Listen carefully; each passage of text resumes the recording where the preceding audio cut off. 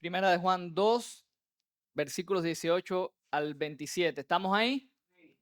Dice así la palabra del Señor. Hijitos, ya es el último tiempo, y según vosotros oísteis que el anticristo viene, así ahora han surgido muchos anticristos. Por esto conocemos que es el último tiempo. Salieron de nosotros, pero no eran de nosotros, porque si hubieran sido de nosotros, habrían permanecido con nosotros. Pero salieron para que se manifieste que no todos son de nosotros. Pero vosotros tenéis la unción del Santo y conocéis todas las cosas. No os he escrito como si ignoraseis la verdad, sino porque la conocéis y porque ninguna mentira procede de la verdad. ¿Quién es el mentiroso sino el que niega que Jesús es el Cristo? Este es el anticristo, el que niega al Padre y al Hijo. Todo aquel que niega al Hijo tampoco tiene al Padre. El que confiesa al Hijo tiene también al Padre. Lo que habéis oído desde el principio permanezca en vosotros. Si lo que habéis oído desde el principio permanece en vosotros, también vosotros permaneceréis en el Hijo y en el Padre. Y esta es la promesa que Él nos hizo, la vida eterna. Os he escrito esto sobre los que os engañan, pero la unción que vosotros recibisteis de Él permanece en vosotros y no tenéis necesidad de que nadie os enseñe, así como la unción misma os enseña todas las cosas. Y es verdadera y no es mentira. Según ella os ha enseñado, permaneced en Él. Vamos a orar. Dios bueno, una vez más venimos ante ti, Señor, rogando tu gracia para entender la palabra, rogando tu gracia para ponerla por obra y rogando tu gracia también para poder exponerla, que pueda ser clara para la iglesia, que el instrumento humano, Señor, débil, tú lo sostengas en medio de la exposición de tu palabra. En Jesús, amén. Mis hermanos, como ustedes saben, o la mayoría saben, antes de conocer al Señor yo era ilusionista. Voy a decir ilusionista para no decir mago, pero es lo mismo que mago. Pero mago, la gente piensa que el mago es el que hace hechicerías y eso. Era mago de truquito, de circo, mago de circo, ilusionista. Bueno, resulta que yo tenía un amigo de este grupo, éramos tres grandes amigos, y él un día decide enfrentarse a los que jugaban chapitas. Ustedes recuerdan lo de las chapitas, ¿verdad? De hace rato no se ve, pero en mi pueblo había un tren que iba desde mi municipio hasta otro municipio y ellos se subían en el tren a jugar chapitas y por supuesto a estafar a las personas. Entonces mi amigo dijo, yo soy mago, yo me sé el truco, yo voy a acabar con esta gente. Y se fue en el tren. Para no hacerle el cuento largo, lo único que le dejaron era la ropa que traía puesta. Perdió el dinero, perdió las prendas, lo perdió todo. Pero ganó una gran enseñanza que la ganamos todos. Y es que nunca puedes pensar que tú no vas a ser engañado. Nunca te creas que eres lo suficientemente inteligente, sabio, preparado, como que nunca te van a engañar. Y creo que eso es lo que también pensaba Juan cuando le escribe a los hermanos esta carta, esta primera epístola de Juan. A Juan le preocupaba que los hermanos de la iglesia pudiesen ser engañados, pudiesen ser confundidos por otros que estaban divulgando ciertas falsedades, ciertas mentiras, ciertas herejías. Y si vamos al versículo 26, usted verá ahí que en el versículo 26 dice, os he escrito esto sobre qué, sobre los que qué, sobre los que os engañan. O sea, que esta porción que nosotros estamos viendo hoy, estas palabras que Juan dirige en esta parte a la iglesia están dadas en un contexto y están dadas por una preocupación que tiene que ver con personas dentro de la iglesia o que han estado relacionadas con la iglesia, que han estado engañando a los hermanos de esa comunidad de fe. Y creo que el mensaje de Juan aquí lo podemos expresar en 4 simples palabras. No te dejes engañar. Yo creo que eso es lo que Juan quería para los hermanos a los cuales escribe y creo que el Espíritu Santo y creo que el Señor, al inspirar a Juan para escribir estas palabras, quiere esa misma verdad o hace ese mismo llamado a nuestras vidas hoy. No te dejes engañar. Y la primera pregunta que surge cuando nosotros decimos no te dejes engañar, ¿cuál ustedes creen que sea? ¿Y quién me va a engañar a mí? ¿De dónde viene ese engaño? Y eso es lo primero que vamos a estar respondiendo en el pasaje y es lo que Juan nos muestra de los versículos 18 al 23. ¿De dónde viene el engaño? ¿De dónde viene ese engaño? Noten cómo Juan empieza en el versículo 18. Hijitos, ya es, ¿qué cosa? ¿El último qué? El último tiempo. Juan les escribe a los hermanos y le dice, ya llegó el último tiempo. ¿Cuál es el último tiempo? Algunos dicen Es el tiempo previo a la venida ya urgente a la venida de Cristo. Bueno, hay que entender una cosa que hay que entenderla y es clara. Para los apóstoles y los cristianos del primer siglo, la venida de Cristo era inminente. Tan inminente que el apóstol Pedro en sus escritos dice que algunos se burlaban y decían, ¿cuándo va a venir? Porque están diciendo hace mucho tiempo que viene y no viene. Estamos hablando de más de 2000 años de que Juan escribió estas palabras y todavía el Señor no ha venido. Pero ellos creían que era inminente. Y Pedro responde en una de sus cartas y dice, el problema es que el Señor no se tarda, sino que es paciente para con todos porque quiere que todos procedan al arrepentimiento. Y dice también que para el Señor un día es como 1000 años y 1000 años como un día. Entonces no podemos evaluar el tiempo desde el punto de vista de Dios. Amén de eso, y aparte de esa realidad, tenemos que entender que el último tiempo es un periodo en la historia que abarca desde la primera venida de Cristo hasta la segunda venida de Cristo. Todo ese tiempo se le conoce como el último tiempo. Es los postreros tiempos, último tiempo, tiempo final, como usted le quiera llamar, desde que Cristo vino, murió, resucitó, ascendió a los cielos, hasta que Él vuelva a venir. Todo ese tiempo en la historia se le conoce como el último tiempo, porque es el último tiempo de la historia humana, usted puede decir de la historia de la redención, pero a mí me gusta decir de la historia humana, porque la historia humana no existe fuera de los propósitos de Dios. Así que este es el último tiempo de la historia de la humanidad, el tiempo previo antes del retorno de Cristo por segunda vez. Ahora, ¿qué pasa en ese último tiempo? Dice Juan, ustedes oyeron que en el último tiempo viene ¿quién? El anticristo. Oh, el anticristo. ¿Y quién es ese anticristo? ¿Será Elon Musk? ¿Será Donald Trump? ¿Será Putin? ¿Será este, aquel, el otro? No voy a decir nadie lo que ustedes quieran que yo diga. Así que no, dejen, vi las caras. Yo estoy aquí, yo les comunico a ustedes, pero ustedes me comunican a mí también. ¿Ok? ¿Quién es ese personaje? Hermanos, ¿quién es el anticristo? Vamos a entender algo importante. La palabra anticristo significa, y está muy clarito, anticristo, que se opone, que le hace frente a Cristo. La iglesia creía que alguien vendría y que se caracterizaría por oponerse a Jesús. Quizás por palabras como, o pasajes que están en Daniel 11 habla de un rey X en un momento de la historia. Pablo en 2 de Tesalonicenses 2 habla de un inicuo, alguien que vendría. Hermanos, independientemente de que a través de la historia o de que al final, muy, muy cerquita al regreso de Cristo, pueda aparecer alguien específico en la historia, algún líder con algún poder extra, como generalmente yo sé que esta generación, por lo menos los que somos creyentes de hace unos añitos atrás, crecimos con las películas de Dejados Atrás y de la persona esa del anticristo. Independientemente de que eso pueda pasar, en las escrituras el anticristo es algo un poquito más sencillo de comprender y tiene que ver mucho más que una persona, tiene que ver más con una ideología, un sistema o un poder que se opone a Cristo. ¿Qué quiere decir eso? Que si nosotros pensamos que el anticristo es una persona específica, pudo haber sido cualquiera a través de la historia. Pudo haber sido cualquiera de estos emperadores, pudo haber sido cualquiera de estos líderes mundiales, de estos grandes dictadores de la historia, pudo haber sido cualquiera o puede ser cualquiera. Pero en las escrituras, anticristo, la idea de anticristo tiene más que ver con una ideología, una manera de pensar que es contraria y que caracteriza a una sociedad determinada. Los últimos tiempos están caracterizados por personas de este tipo. Por eso Juan dice, ustedes oyeron que el anticristo viene, así ahora han surgido, ¿qué cosa? Muchos anticristos. Por eso conocemos que es el último tiempo. En el capítulo 4, y quiero ir ahí al capítulo 4, versículos 1 al 6 de esta misma epístola que estamos. Mira lo que dice Juan allí.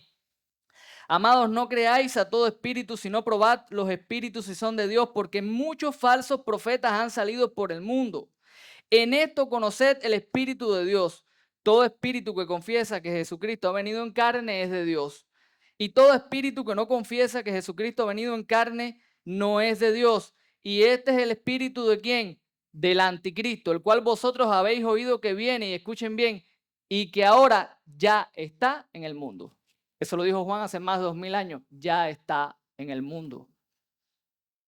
¿Cuál es la característica entonces de estos anticristos? Bueno, obviamente son personas que niegan la persona y la obra de Jesús. Miren la pregunta en el versículo 22. ¿Quién es el mentiroso sino el que niega que Jesús es el Cristo? Este es anticristo, el que niega al Padre y al Hijo. En resumen, anticristo es cualquier persona que niega la persona y la obra de Jesús. Te lo pongo simple. Si alguien afirma que Jesús no es Dios, es un anticristo. Si alguien afirma que Jesús es Dios, pero no vino en carne, no vino como hombre, es un anticristo. Si alguien afirma que Jesús es un gran maestro, un gran personaje de la historia, sí, yo creo en Jesús, fue un gran personaje en la historia, digno de imitar, pero no creo que es el Salvador del mundo, es un anticristo. Cualquiera que niegue que el único camino de salvación es a través de la obra perfecta de Cristo en la cruz del Calvario, es un anticristo.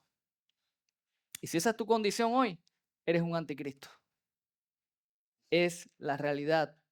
Eso es un anticristo. En el tiempo de Juan, estas personas terminaron saliendo de la comunidad, se fueron de la iglesia, formaron su grupo, formaron sus sectas religiosas, como muchos hoy se van de la iglesia y forman sus sectas religiosas también. Y Juan, animando a los hermanos, le dice, salieron de ustedes, ¿por qué? Porque no eran de ustedes, no eran de nosotros, no eran verdaderos creyentes. Si hubiesen sido verdaderos creyentes, habrían permanecido, ¿qué cosa? Con nosotros. Y quiero hacer un paréntesis porque este pasaje es usado muchas veces, mal usado, para condenar a personas que abandonan una iglesia.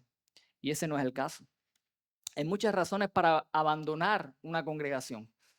A veces, abandonar una congregación es la única opción que te queda cuando las cosas no van a mejorar. Y eso tenemos que entenderlo.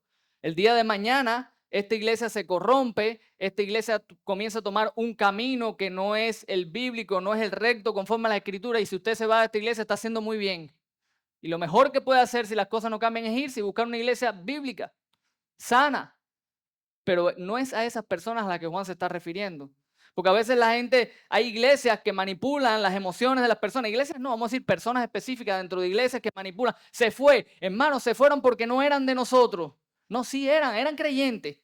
De ese grupo no eran, por supuesto, pero sí eran creyentes genuinos, que no les quedó otro remedio que salir y buscar un mejor lugar para ellos y para su familia. Pero Juan no está hablando de eso. Está hablando de esas personas que estando dentro de la congregación no reconocen a Jesús, no creen en la obra de Cristo, no creen en la persona de Cristo y terminan saliendo de las congregaciones para armar su propio grupo, su propia secta religiosa. Hermano, muchas veces ese tipo de personas están dentro de las iglesias. En mi primer pastorado, yo tuve una persona así en mi primer pastorado. Estaba dentro de la iglesia y esa persona negaba que Cristo fuera Dios. Él decía, Cristo fue solamente un hombre y era un miembro de la iglesia. Terminó saliendo de la congregación, reuniéndose con un grupo que se reunían y lo único que hacían era hacer actividades y fiestas y pasar tiempo. Ellos dicen que eso era el amor cristiano y todo lo demás. Y tuvimos que, o más bien me tocó a mí, expulsarlo de la iglesia. Porque hasta ese momento, él había salido de la congregación, pero visitaba frecuentemente la iglesia, lo tenían como alguien más y poquito a poco era engañando a las personas, confundiendo a los hermanos dentro de la iglesia. Me gané el apodo del pastor intolerante, el pastor sin amor, que expulsó a ese hermanito amado de la iglesia. Pero hermano, era un anticristo. Y lo triste es que nadie se daba cuenta porque al parecer nadie enseñó nunca que en los últimos tiempos hay engañadores, que en los últimos tiempos hay anticristo, que en los últimos tiempos hay personas que por el enemigo de nuestras almas para confundir y traer distorsión de la verdadera doctrina del evangelio. ¿Qué necesitamos nosotros entonces? Si entendemos que estamos en el último tiempo, si entendemos que algo que caracteriza a estos postreros tiempos es la aparición de anticristo, personas que niegan la verdad del evangelio, ¿qué es lo que tenemos que hacer nosotros? Estar alertas. Estar alertas, sobre todo porque Juan dice que salieron de nosotros, lo cual quiere decir que antes de que formen su grupo, ¿dónde están? Entre nosotros. No necesariamente dentro de nuestra congregación. Ahora no empiezan a mirarse todo el mundo, ¿quién es el anticristo aquí? Dentro de la iglesia de Cristo, dentro del pueblo de Dios, dentro de los que se llaman cristianos, ahí están hasta que salen. Y nosotros necesitamos estar alerta. Por eso, algo que tú tienes que hacer y en lo cual tienes que ser serio y diligente es no acoger en tu vida a personas que niegan la persona y la obra de Jesús. Quiero enseñarte lo que Juan escribe en su segunda carta, en el versículo 10. Tiene un solo capítulo, la segunda carta, el versículo 10 dice, si alguno viene a vosotros y no trae esta doctrina, ¿cuál doctrina? La doctrina acerca de Cristo, no es otra. No es ahora que tú te vas a cerrarle las puertas a tu vida a cualquier persona que tenga alguna opinión diferente a ti en alguna otra área de la vida o de la teología cristiana. Juan está hablando de lo que tiene que ver con el Evangelio, de lo que tiene que ver con Cristo. Dice, si alguien viene y no trae esa doctrina, no lo recibáis en casa ni le digáis bienvenido, porque el que le dice bienvenido participa en sus malas obras. No se recibe, hermano. No se contiende, no se discute, no se dialoga, no se razona. No, pastor, yo voy a aprender, yo quiero hablar porque yo quiero aprender lo que ellos piensan para yo confrontarlos. No, las escrituras dicen, no lo recibes. No recibas a nadie que venga a distorsionarte la persona y la obra de Cristo. Nadie que venga con un evangelio diferente se recibe. Pablo es más duro. Pablo dice, ojalá se mutilen los que os engañan. Y no les voy a decir lo que eso significa, ¿ok? Pero es bastante fuerte. Ojalá se mutilen los que os engañan. No se recibe. Pastor, yo no recibo a nadie en mi casa. Pero quiero decirte algo. Ya los falsos maestros no tocan la puerta. Los falsos maestros entran cada día. Y no piden permiso. Y no lo piden. Y están aquí al alcance de un dedo.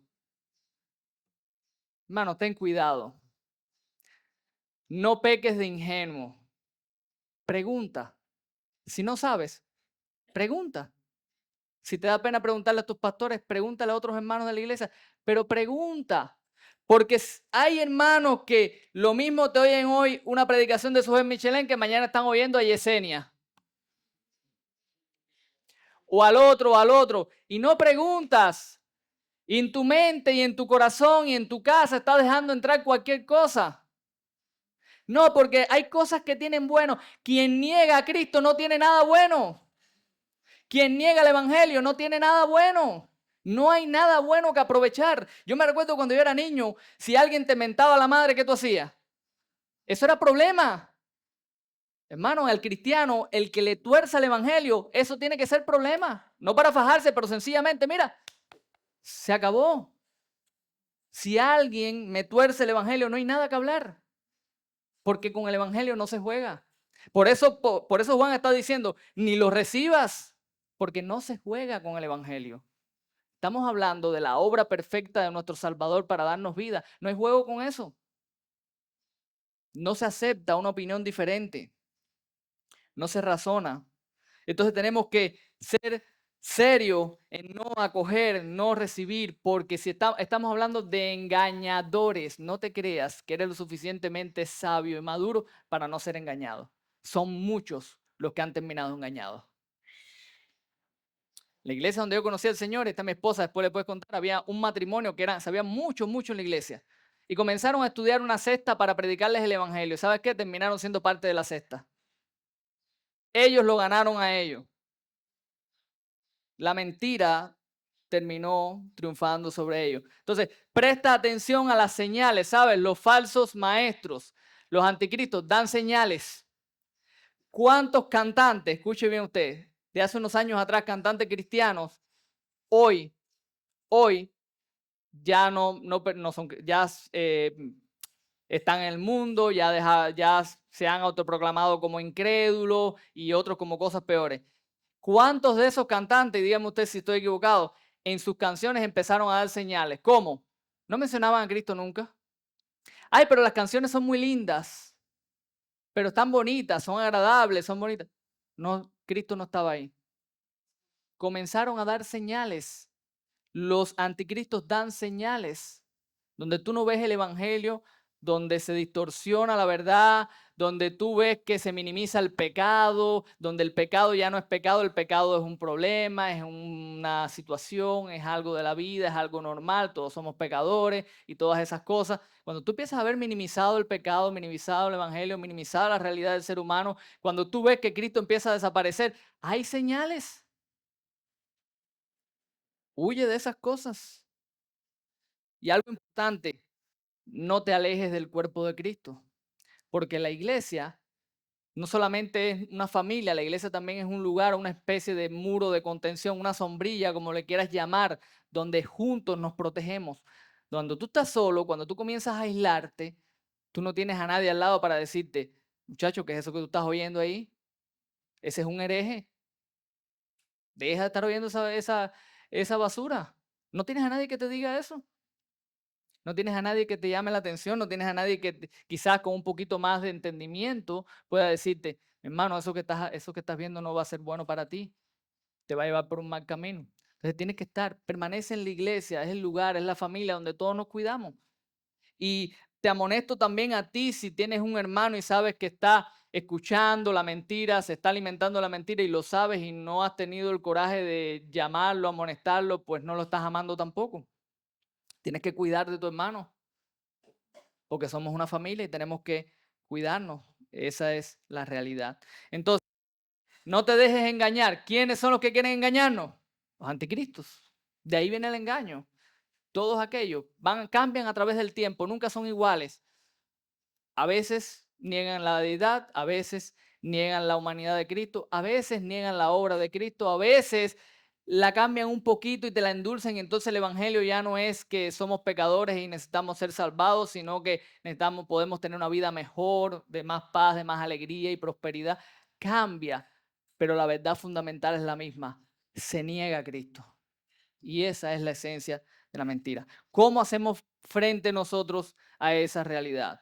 ¿Cómo hacemos frente a esos falsos maestros? ¿Cómo podemos nosotros responder a esa multitud de anticristos que Juan nos dice que es característico de los últimos tiempos? Bueno, a partir del versículo 24 y hasta el versículo 27, Juan nos muestra una diferencia fundamental entre esos anticristos y los verdaderos creyentes. Mientras que los anticristos hacen todo esto, mientras que se apartan de la comunión, mientras que se van, mientras que están intentando engañar a los creyentes, dice Juan que los creyentes tienen algo que esos anticristos no tienen. Los creyentes tienen unción. Unción. Lo dije así porque hay mucha gente que le gusta esa palabra, la unción. ¿Te han oído eso de que fulano tiene tremenda unción? ¿Lo han oído, verdad? Y el otro tiene tremenda unción. Quiero decirte algo importante. Todos los que estamos aquí tenemos unción. Esa que dice Juan ahí. Mira, lo dice en el versículo 20. Vosotros tenéis, ¿qué cosa?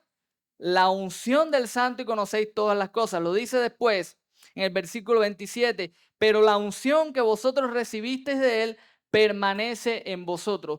Todos tenemos esa unción. ¿Y qué cosa es la unción? Es un poder, es una habilidad sobrenatural, es el Espíritu Santo, hermano. La unción que todo creyente tiene no es otra que el Espíritu Santo en nuestras vidas. Juan no lo dice aquí, pero si tú vas a su evangelio, puedes leer después el capítulo 14, 15, 16, cuando él habla de la venida del Espíritu Santo, él habla de cómo ese Espíritu Santo enseñaría y recordaría todas las cosas. La unción que nosotros hemos recibido no es otra que la presencia del Espíritu en nuestras vidas. Y ese Espíritu es el que nos capacita y nos habilita a nosotros para nosotros poder hacer frente a esos falsos maestros, a esos falsos cristos que van a estar, a esos anticristos que van a intentar engañar, que van a intentar confundirnos. Nota que Pablo es muy enfático, Juan es muy enfático en decir, tenéis la unción y conocéis todas las cosas. En versículo 21, no les escribo como si ignorase la verdad, sino porque la conocéis. Después dice, no tenéis necesidad de que nadie os enseñe, versículo 27, porque la unción misma os enseña todas las cosas. Y aquí hacemos otro paréntesis, porque este pasaje también es usado por muchas personas para decir, no hace falta maestro, no hace falta ser instruido, porque el Espíritu nos enseña todas las cosas. Y eso tú tienes que entenderlo en el contexto. Juan no está negando que nosotros necesitemos maestros. Juan no está negando que nosotros necesitemos ser enseñados en la vida cristiana. Juan está hablando de un contexto donde hay falsos maestros que están queriendo enseñarte y Juan está diciéndole a la iglesia, tú no necesitas que venga nadie a estarte enseñando. Porque ya tú sabes la verdad, en este caso el evangelio, ya tú conoces el evangelio. Tú no necesitas que nadie venga a decirte que lo que tú has creído es una mentira y que ellos sí te van a enseñar el verdadero evangelio. Tú no lo necesitas. Recuerden que los gnósticos no solamente negaban la humanidad de Cristo, ellos también hablaban de una sabiduría superior. Y estas personas obviamente venían y le decían a la iglesia, es que tú no sabes todas las cosas porque hay algo más grande que tú tienes que saber. Entonces Juan le está advirtiendo a los creyentes, tú no necesitas que ninguna de estas personas venga a ti a estarte enseñando porque tú tienes el Espíritu de Dios y tú has recibido la verdad. ¿Cuál verdad? La verdad del Evangelio. ¿Cuál es la verdad que el creyente ha recibido desde el principio? El Evangelio. Que Jesucristo vino, murió, resucitó por nuestros pecados, está sentado a la diestra del Padre. Si tú crees en Jesús, tienes vida y si no crees, eres condenado. Esa es la verdad del Evangelio. Si estás aquí y no conoces a Jesús, ese es el Evangelio. Que eres pecador, que has ofendido a Dios, que mereces el infierno, pero si tú te arrepientes y crees, tú puedes tener vida. Esa es la verdad del Evangelio.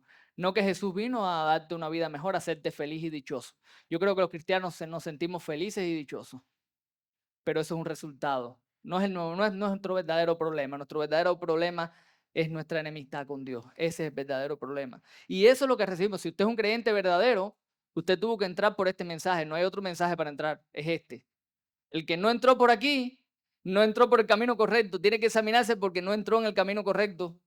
El camino correcto es uno solo y tiene que ver con este mensaje. Y eso es lo que Juan está diciendo. Si tú tienes el Espíritu, ya tú tienes lo que necesitas. ¿Qué tienes que hacer entonces? ¿Qué ustedes creen que tenemos que hacer? Permanecer en lo que nos fue enseñado, lo dice Juan ahí. Y es el único imperativo en todo el pasaje. Así que eso es muy importante. Al final, él viene diciendo, permanezca en vosotros. Si lo que ustedes recibieron, eso permanece, ustedes van a tener comunión con el Padre y con el Hijo. Y al final él termina diciendo, según ella, o sea, la unción, os ha enseñado, ¿qué cosa? Permaneced en él. Eso significa que tenemos que permanecer en la verdad que recibimos a través del Espíritu Santo. La predicación del Evangelio, ¿a través de quién fue desde el inicio? Del Espíritu Santo. Cuando Jesús da la promesa a los apóstoles y le dijo que el Espíritu Santo les recordaría todas las cosas, esa promesa en un inicio primariamente es para los apóstoles, para ellos proclamar después el Evangelio que el Espíritu Santo les dio. Entonces, lo que ellos recibieron a través de los espíritus de los apóstoles, lo que esta iglesia recibió a través de ellos, fue lo que el Espíritu Santo les enseñó, les mostró a través de estos hombres. La única manera de permanecer firmes, mis amados hermanos, es permanecer en lo que hemos recibido. Hay una historia graciosa de una oficina donde se rompe la impresora y llaman al técnico y el técnico empieza a desarmar, zafa tornillos, zafa cable, quita para acá, sacude allá, que si la placa, y aquello no había forma de que andara. Y dice que la secretaria lo está mirando y en un momento le dice, ¿me permite un momento? ¿Me deja hacer algo? Y dice el técnico muy decente, sí, sí, ¿cómo no? Yo te decía con ironía, sí, sí, ¿cómo no? Y ella se acerca a la impresora y ve un botoncito adelante que decía reanudar. Apretó el botoncito. ¡Fin! ¡Fin! Comenzaron a salir los papeles. La moraleja de la lección es, la moraleja de la historia es, a veces la solución es bien simple, pero nosotros nos complicamos mucho. Para la vida de un creyente, la respuesta a la mentira es simple. Ánclate en la verdad. Ánclate. Estudia las escrituras. Esto no es opcional. Estudiar las escrituras, conocer la palabra de Dios no es opcional.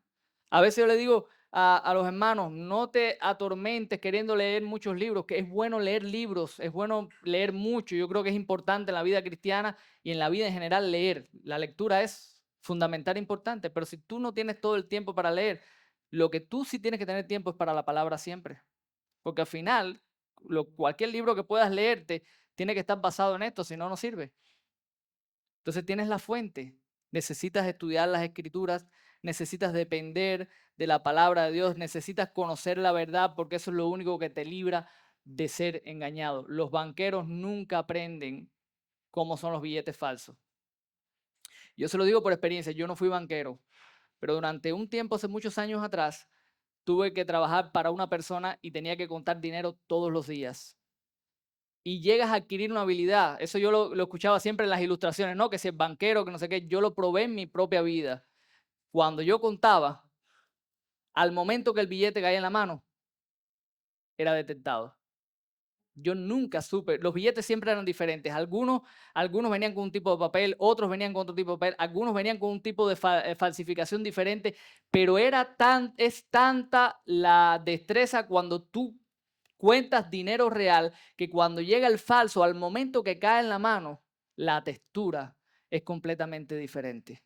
Lo que te quiero decir con eso es que mientras más conozcas las escrituras y mientras más estés anclado a la verdad, más fácil te va a ser detectar el error. Evita la falsa idea de que para tú predicarle a otras personas tienes que saber lo que ellos creen. Y tienes que conocer los diferentes tipos de religiones y todas esas cosas para poder. No lo necesitas. Tú necesitas saber una sola cosa y necesitas conocer el Evangelio. No necesitas nada más. Necesitas la palabra de Dios. Y el Espíritu Santo nosotros para hacer eso una realidad. ¿Cómo? El Espíritu Santo nos ilumina para qué cosa? Para entender las Escrituras. Eso es algo que tú puedes hacer. Estudia la palabra de Dios, pero pídele al Espíritu Santo que te ayude a entender la palabra de Dios, porque Él es nuestro ayudador. Es Él quien nos ilumina. Eso no quita nuestra responsabilidad de estudiar la palabra. No, yo oro, yo solamente oro. No, usted ora, pero usted estudia la palabra porque el Espíritu Santo no va a venir a estudiar por ti y no va a venir a leer por ti, pero Él sí te va a ayudar a entender porque es parte de lo que Él hace en nuestras vidas. Depende del Espíritu también para recordarte las Escrituras. ¿A usted no le ha pasado que en un momento determinado viene a su mente una porción de las Escrituras que es la respuesta a la situación que usted está enfrentando en ese momento? ¿Cuántos le ha pasado? ¿De dónde salió eso? Del Espíritu Santo. Eso es muy diferente a la idea de que el Espíritu Santo te va a revelar algo nuevo, pero eso es una realidad en la vida del creyente. El Espíritu Santo toma la palabra de Dios y la trae a nuestro corazón en los momentos que más la necesitamos. Depende del Espíritu para conocer las Escrituras, depende del Espíritu para recordar la palabra de Dios en diferentes momentos de tu vida, pero depende del Espíritu también para que sea Él el que guarde a aquellos que están dentro del pueblo de Dios para que no sean engañados. Y aquí quiero poner que nos pongamos en la parte que muchas veces estamos de aquellos que sufrimos que otros están siendo engañados y que hacemos todo a nuestro alcance, pero somos impotentes, incapaces, no logramos avanzar. Bueno, tienes que entender que no depende ni de ti ni de mí tampoco. Y si tú confías en que es el Espíritu el que te ha traído convicción a tu corazón, es el Espíritu que te sostiene a ti, tienes que entender que es ese mismo Espíritu el único que puede ayudar a otros. Y necesitas depender del Espíritu para que otros sean guardados, para que tus hijos, para que tus familiares, para que tu esposo, esposa, esas personas cercanas que sabemos que están envueltos en el error, que hacemos todo lo posible, que les predicamos, que les hablamos, pero que no escuchan, tienes que entender que solamente el Espíritu Santo es el que va a traer convicción a su corazón y lo va a guardar. Y eso tiene que ser una realidad en mi vida y en nuestra vida. Hermanos, si tú crees que Jesús es el Cristo, si tú has confiado en Jesús, tú tienes la verdadera unción. ¿Quiénes no tienen la verdadera unción? Los que se van, los que se apartan. La unción no la tiene el que canta lindo, el que predica lindo, el que esto, el que lo otro. Eso no tiene. La unción la tiene el que persevera en el Evangelio hasta el final. Esa es la verdadera unción. Hermanos, concluyo. En la última etapa de la historia. Estamos en los tiempos finales. Siempre vamos a estar hasta que venga Cristo. Esa es la parte de la historia. Y mientras más avanzan los años, yo no sé cuándo va a venir Cristo. Puede venir, como dice la Escritura, hoy mismo, mañana, de aquí a 10 años, 20, 30, 40 años más, lo que el Señor disponga o haya dispuesto en su soberana voluntad. No, pero nosotros tenemos que saber que mientras más el tiempo avance hasta ese momento particular de la historia, más la mentira va a crecer, más engaño va a haber y nosotros como creyentes tenemos que estar siempre apercibidos. Hermanos, nunca creas que no puedes ser engañado. Nunca creas que tú no puedes ser engañado. Cualquiera de nosotros puede ser engañado. La palabra de hoy nos ha mostrado en primero de dónde viene el engaño, y cómo tú puedes hacer frente al engaño. Y yo quiero orar ahora para que nosotros podamos no solamente estar apercibidos, sino que podamos descansar en la palabra de Dios y podamos buscar en ella la fortaleza para hacer frente a la mentira. Vamos a orar. Dios bueno, gracias porque tú has tenido a bien salvarnos, Señor, hacernos parte de tu pueblo, de tu familia. Dios mío, reconocemos los momentos en los cuales vivimos. Padre, recordamos también las palabras de Pablo donde dice que estos serán tiempos peligrosos también, Señor. Te rogamos que tú ayudes a tu iglesia en la medida en que el tiempo avanza, en la medida que nos acercamos a tu retorno, Señor, a permanecer fieles. Ayúdanos a ser conscientes de la realidad del engaño y ayúdanos, Señor, a depender de tu espíritu y dependiendo de él, anclar nuestras vidas en tu palabra, Señor. Porque sabemos que la única manera de permanecer firmes es permanecer en aquello que hemos recibido, Señor. Permanecer en el Evangelio. Bendice tu iglesia y que tu iglesia sea una iglesia fuerte para la gloria tuya. En Jesús, amén.